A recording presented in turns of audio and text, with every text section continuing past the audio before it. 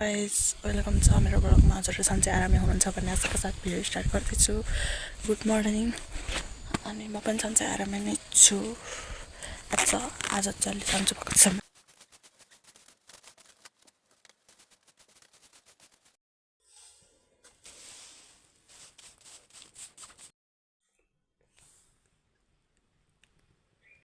सक्नुहुन्छ खरबुजा लिएर आउनु भएको छ फुपाजुले। अब खानेहरूलाई करम पारेर गाइजहरू खरबुजा खान आउनु सक्नुहुन्छ।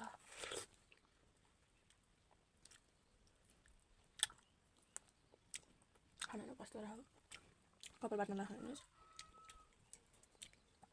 यता चाउचाउ पकाउँदैछु। खाना चाहिँ पाकिसकेको छ मेरो।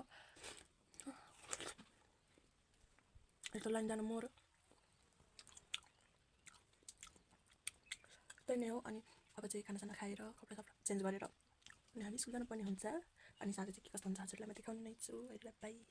फाइनली गाइस म चाहिँ घर आइपुगेँ। अनि घर आएर खाना भात पकाएर अनि अब यहाँ साग पिर्न बस्छु। अनि फेरि तरकारी पकाउने हो, साग पकाउने हो, अनि साँझतिर होमवर्क गर्ने हो, पढ्ने हो होइन। त्यही छ नि आज होमवर्क के छ कतिवटा सक्ने थाहा छैन। फेरि अब घर पनि काम नगरी भएन, होमवर्क गर्न बस्छु भनेको। अनि फेरि म घाँस काट्न जान्छु, खाना बनाउन आइज भनेर बोलाउनु पऱ्यो। अब आउनै पऱ्यो। गर्दैन म भन्यो भने फेरि खाना पाइन्न। त्यही छ छोरी मान्छेको जिन्दगी भनेपछि के गर्नु।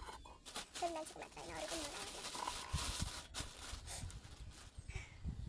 अनि त्यही नै हो। के कस्तो लाग्छ हजुरहरूलाई मेरो ब्लग कमेन्ट नै आउन, लाइक पनि आउन, भ्युज पनि आउन मेरो त।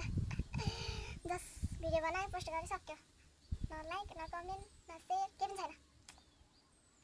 ती माया त देखाइदिनु यार म माथि अलिक त दया त जगाइदिनु। केही जगाइदिनु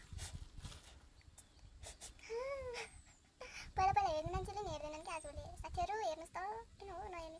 ब्लग पुरा भ्लग नहेरे पनि लाइक कमेन्ट त गरिदिनु यार।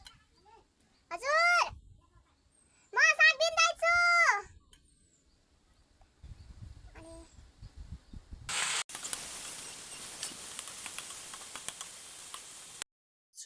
तरकारी चाहिँ पाकिसकेको छ।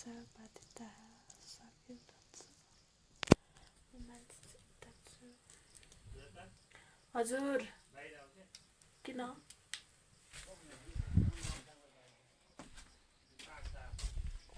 अब उम्रिन्छ मैले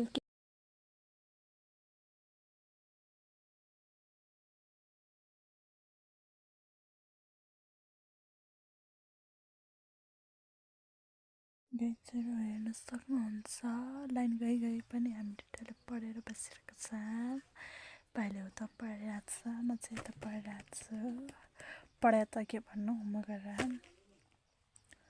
अब होमवर्क सकेपछि फेरि पढ्छौँ। अनि आजलाई यति नै। के कस्तो लाग्यो कमेन्ट गरिदिनु होला होइन। बाई वान यस्तो भाइले भने मान्दैन हेर्नुहोस् गाइजहरू। अनि आजलाई यति नै। के कस्तो लाग्यो कमेन्ट गरिदिनु होला। By by.